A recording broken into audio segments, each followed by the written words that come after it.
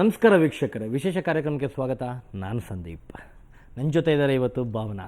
S, for the first time ನಾನು ಮತ್ತೆ ಸಂದೀಪ್ ಇಬ್ರು ಕೂಡ ಇವತ್ತು ಒಬ್ಬರನ್ನ ಸ್ಪೆಷಲ್ ಗೆಸ್ಟ್ನ ನಾವು ಇಂಟರ್ವ್ಯೂ ಮಾಡ್ತಿದ್ವಿ. ಯಾಕೆ ಅಂತೀರಾ? ಅವ್ರನ್ನ ಒಬ್ಬರೇ ಎಲ್ಲ ಹ್ಯಾಂಡಲ್ ಮಾಡೋಕ್ಕಾಗಲ್ಲ. ಸೊ ಇವತ್ತು ನಾವೆಲ್ಲರೂ ರಾಜ್ಯೋತ್ಸವದ ಸಂಭ್ರಮದಲ್ಲಿದ್ದೀವಿ. ಜೊತೆಗೆ ಅವರು ಇವತ್ತು ನಮ್ಮ ಜೊತೆ ಅಪ್ಪಟ ಕನ್ನಡದಲ್ಲಿ ಮಾತಾಡ್ತಾರೆ. ಅದು ಅವ್ರು ಕನ್ನಡ ಮಾತಾಡ್ಬೇಕಾರೆ ನಾವುಗಳು ಅದು ಯುವ ಪೀಳಿಗೆ ಅದನ್ನ ನಿಜವಾಗ್ಲೂ ನೋಡಿ ಕಲಿಬೇಕು ಅನಿಸುತ್ತೆ. ಇನ್ನೊಂದೇನಂತ ಅಂದರೆ, ಮಲಗಿದ್ದ ಯುವ ಶಕ್ತಿನ ತಮ್ಮ ಹಾಡುಗಳ ಮೂಲಕ, ನಿರ್ದೇಶನದ ಮೂಲಕ, ಡೈಲಾಗ್ಸ್ ಮೂಲಕ ಬಡಿದೆಬ್ಬಿಸಿ ಇವಾಗ ಅವ್ರು ಆ್ಯಕ್ಟಿಂಗಲ್ಲಿ ಬ್ಯುಸಿಯಾಗಿ ಹೋಗ್ಬಿಟ್ಟಿದ್ದಾರೆ. ಯಾರಿರ್ಬೋದು ಹಾಗಾದರೆ? ಆಲ್ಮೋಸ್ಟ್ ಎಲ್ರಿಗೂ ಗೊತ್ತಾಗೋಗಿರುತ್ತೆ, ಬೇರೆ ಯಾರೂ ಅಲ್ಲ ಅವರು. ನಿಮ್ಮ ಪ್ರೀತಿಯ ಯೋಗರಾಜ್ ಭಟ್ ಅವ್ರಿಗೆ ಸ್ವಾಗತ ಹೇಳೋಣ. ಸ್ವಾಗತ ಸ್ವಾಗತ ಸ್ವಾಗತ. ನಮಸ್ಕಾರ ಇಬ್ಬರಿಗೂ, ವೀಕ್ಷಕರಿಗೆಲ್ಲ ನಮಸ್ಕಾರ. ಯಾವಾಗ ನಿಮ್ಮ ಓಪನಿಂಗಲ್ಲೇ ಬೇರೆ ಡೈಲಾಗ್ ಬರೋದು ಬಿಟ್ರೆ ಏನೇನೋ ಹೇಳಿದ್ರಲ್ಲ, ಅದ್ರಲ್ಲಿ ಸುಳ್ಳೆಷ್ಟು ಸತ್ಯ ಎಷ್ಟು ಯೋಚನೆ ಮಾಡ್ತಾ ಇದ್ದೆ. ಅದು ಅರ್ಥ ಆಗುತ್ತೆ ಬಟ್ ನಿಮ್ಮನ್ನ ಯಾವಾಗಲೂ ಯಾವುದೋ ಪ್ರೋಗ್ರಾಮಲ್ಲಿ ನಾನು ನೋಡಿರೋದು, ಫಸ್ಟು ನಿಮ್ಮದೊಂದು ದೀರ್ಘ ದಂಡ ನಮಸ್ಕಾರಗಳನ್ನ ಹಾಕಿ ನೀವು ಕಾರ್ಯಕ್ರಮ ಶುರು ಮಾಡ್ತೀರಾ. ಅದೇ ಒಂದು ಡೈಲಾಗ್ ನೀವು ಹಾಕಿಬಿಟ್ರಲ್ಲ, ನಾವು ಹಾಕಿದ್ದೇವೆ. ಮತ್ತೊಂದು ಸತಿ ವೀಕ್ಷಕರಿಗೆಲ್ಲ ದೀರ್ಘ ದಂಡ ನಮಸ್ಕಾರ. ವಾವ್, ಇದು ಭಟ್ರು ಡೈಲಾಗ್, ಭಟ್ರು ಸ್ಟೈಲ್ ಇದು. ಮತ್ತೆ ಹೇಗಿದ್ದೀರಾ? ತುಂಬ ಚೆನ್ನಾಗಿದ್ದೀನಿ. 2-3 ತಿಂಗಳಾಯಿತು ಊರಿಗೆ ಬಂದಿರಲಿಲ್ಲ.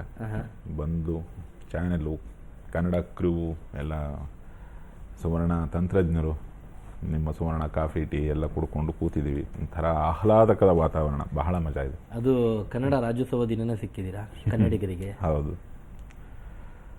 ಯಾವತ್ತೂ ಒಂದು ಒಳಗಡೆಯಿಂದ ಒಂದು ಖುಷಿ ಆಗುತ್ತೆ. ಕನ್ನಡದೊಂದು ಸ್ಮೈಲು, ಕನ್ನಡದೊಂದು ಪದ, ಅದು ಕಿವಿಗೆ ಬೀಳೋದೇ ಒಂದು ಚಂದ. ಅದು ಅದನ್ನು ಕನ್ನಡ ಕಸ್ತೂರಿ ಅಂತೆಲ್ಲ ಅಂತಾರೆ. ಕಸ್ತೂರಿಗಿಂತ ದೊಡ್ಡದೇನೋ ಹುಡುಕ್ಬೇಕು ಇವಾಗ ನಾವೆಲ್ಲ ಸೇರಿ. ಅಷ್ಟು ಹುಡುಕೋರು ಆ ಪದ ನೀವೇ ಹುಡುಕ್ಬೇಕು. ನಾವು ಉಲ್ಟಾ ಹುಡುಕ್ತೀವಿ. ಭಾಳ ಸಂತೋಷ ಆಗುತ್ತೆ. ಆಮೇಲೆ ಯಾವತ್ತೂ ನಮ್ಮ ಇಡ್ಲಿ, ನಮ್ಮ ಅನ್ನ ರಸಮ್ಮು, ನಮ್ಮ ಪಲ್ಯ, ನಮ್ಮ ಉಪ್ಪಿನಕಾಯಿ, ನಮ್ಮ ಚೇಪೆಕಾಯಿ ಚಂದ. ಸೊ ತಿಂದ್ಕೊಂಡು ಗೂಳಿ ಥರ ಬಂದಿದ್ದೀನಿ. ಮಾತಾಡ್ಸಿ. ಅಲ್ಲ, ಒಂದೇನಂದ್ರೆ ಕನ್ನಡದ ಹಾಡುಗಳ ಬಗ್ಗೆ ಗೀಳು ಹಿಡಿಸಿದೀರಾ ಪಡ್ಡೆ ಹುಡುಗರಿಗೆ ಸ್ಪೆಷಲಿ. ಯಾಕಂದ್ರೆ ಬೇರೆ ಬೇರೆ ಭಾಷೆಗಳು ಹೆಣ್ಮಕ್ಳಿಗೆ ಹಿಡಿಸಿದ್ದಾರೆ. ಯಾಕೆ ಅವ್ರು ಎಷ್ಟು ಸಾಂಗ್ಗಳು ಕೇಳ್ಬಿಟ್ಟು ಹೆಣ್ಮಕ್ಳು ಫಿದಾ ಆಗಿಲ್ಲ? ಇಲ್ಲ, ಅಫ್ಕೋರ್ಸ್ ಸ್ಪೆಷಲಿ ಕಾಲೇಜ್ ಹುಡುಗರಿಗೆ ಏನಿದೆ, ಅವರು ಒಂದು ಟ್ರೆಂಡ್ ಸೆಟ್ಟರ್ ಹಾಡುಗಳನ್ನ ಬ್ಯಾಕ್ ಟು ಬ್ಯಾಕ್ ಯೋಗರಾಜ್ ಭಟ್ರು ಇಂಟ್ರೊಡ್ಯೂಸ್ ಮಾಡಿದ್ದಾರೆ. ಅವ್ರದ್ದು ಸಾಂಗ್ ಬರೋದ್ರಲ್ಲಿ ಯೋಗರಾಜ್ ಭಟ್ರು ರೇಷಿಯೋ ಹೆಂಗಿದೆ ಗೊತ್ತಾ? ಈ IPL ಮ್ಯಾಚಲ್ಲಿ ಕ್ರಿಸ್ಗೆಲ್ ರೇಷಿಯೋ ಇದ್ದಂಗಿದೆ ಅವ್ರದ್ದು.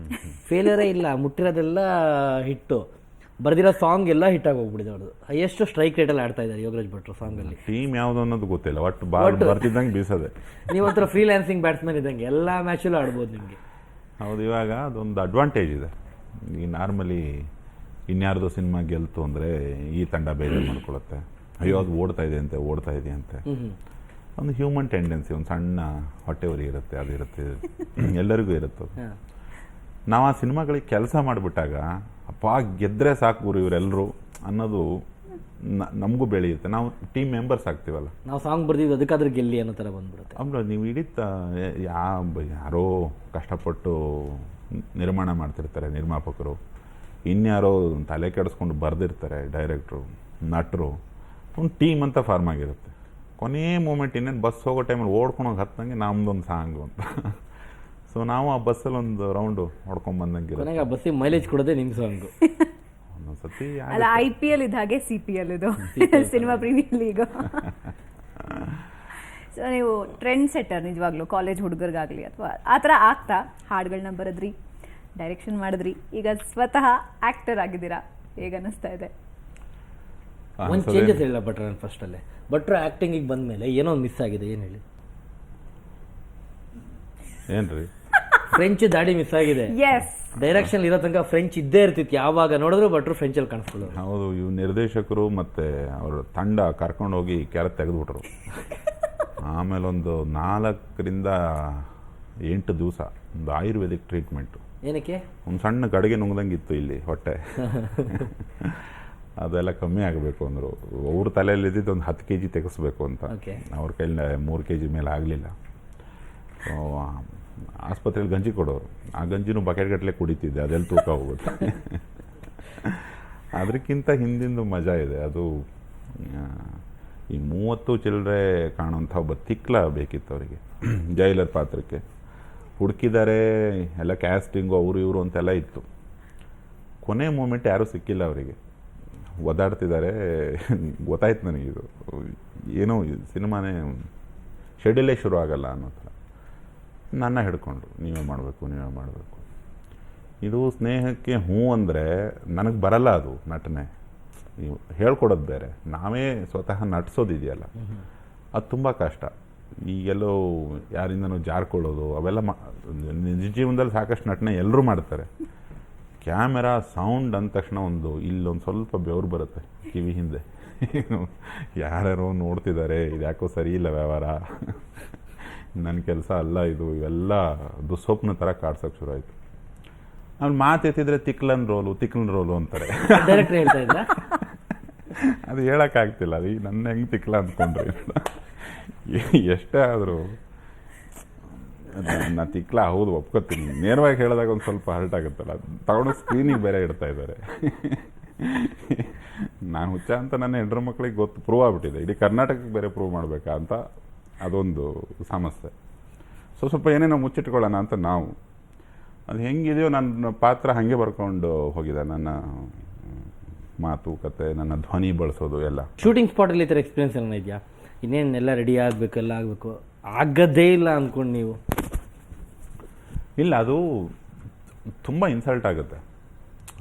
ಅಷ್ಟು ಜನ ಇರ್ತಾರಲ್ಲ, ನಿಮ್ಗೆ ಏನೇ ಕಾನ್ಫಿಡೆನ್ಸ್ ಇರಲಿ, ಏನೇ ಇರಲಿ, ಸೌಂಡ್ ಅಂತಾನೆ ನಿರ್ದೇಶಕ, ರೋಲಿಂಗ್ ಅಂತ ಬರುತ್ತೆ, ಕ್ಯಾಮ್ರಾ ಅಂತಾನೆ, ಅವ್ನು ಗಾಬರಿ, ಅವ್ನು ಶೂಟಿಂಗ್ ಮುಗಿಸ್ಬೇಕು, ಎಲ್ಲ ರೆಡಿ ಆಗ್ಬಿಟ್ಟಿರ್ತಾರೆ ಅಕ್ಕಪಕ್ಕದವ್ರು. ಒಬ್ಬನು ಡೈರೆಕ್ಟ್ರಿಗೆ ಹೆದರಲೇಬೇಕು. ಯಾಕಂದರೆ ಸಿನಿಮಾನ ಕರೆಕ್ಟಾಗಿ ಸೆಟ್ಟಲ್ಲಿ ನೋಡ್ತಿರೋನು ನಿರ್ದೇಶಕ ಆಗಿರ್ತಾನೆ. ಅವನು ನಾವೆಲ್ಲ ಏನೂ ಅಲ್ಲ, ಅಲ್ಲಿ ಯಾರೇ ನಿರ್ದೇಶಕ ಆಗಿದ್ರು ಅವ್ನು ಟೀಮ್ ಲೀಡರು. ಅವ್ನು ಫ್ಲೈಟ್ ಓಡಿಸ್ತಿರ್ತಾನೆ, ನಾವು ಕೂತಿರ್ತೀವಿ ಅಲ್ಲಿ. ಅವ್ನು ಡ್ರೈವಿಂಗ್ನ ನಂಬಲೇಬೇಕು, ಇಲ್ಲ ಫ್ಲೈಟು ಹೆಂಗೆ ಅದೊಂದು ಸಿದ್ಧಾಂತ. ಅದು ಫ್ಲೈಟು ಗಾಳೀಲಿ ಹಾರುತ್ತೆ ಅಂತ, ಸಿನಿಮಾ ಓಡುತ್ತೆ ಅನ್ನೋದೊಂದು ಸಿದ್ಧಾಂತ.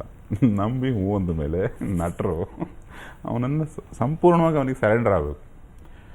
ಏನೇ ಸರೆಂಡರ್ ಇದೆ. ಆಫೀಸಲ್ಲೆಲ್ಲ ಬೈಕೊಂಡು ನಮ್ಮ ಶಿಷ್ಯಂದರು ಹಾಗೆ ಹಿಂಗೆ ಅಂತೆಲ್ಲ ನೀವುಗಳೇ ಹೇಳ್ತೀರಲ್ಲ, ನಮ್ಗೆ ಆ್ಯಕ್ಚುಲಿ ಸ್ನೇಹಿತರು ಅವರೆಲ್ಲ, ಅಸಿಸ್ಟೆಂಟ್ಸ್ ಅಸೋಸಿಯೇಟ್ಸ್ ಅಂತ ಯಾರು ಇರ್ತಾರೆ, ಎಲ್ಲ ಬೈಕೊಂಡು ತಿರುಗಾಡಿರ್ತೀವಿ. ಅಲ್ಲಿ ಆತ ಟೀಮ್ ಲೀಡ್ರು ಅದೊಂದಿರುತ್ತೆ.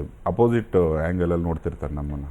ನಮ್ಮನ್ನು ಸಣ್ಣ ಉದಾಹರಣೆ, ನಾನು ತಿಂಡಿ ತಿಂತಾಯಿದ್ದೆ, ಎಲ್ಲರೂ ರೆಡಿಯಾಗಿದ್ದರು. ಅದೇನು ಸೂರ್ಯ ಹುಟ್ಟುತ್ತಾ ಇದ್ದಾನೆ, ಮುಳುಗ್ತಾ ಇದ್ದಾನೆ, ಲೈಟಿಂಗ್ ಸಮಸ್ಯೆ ತುಂಬ ಇರುತ್ತಲ್ಲ.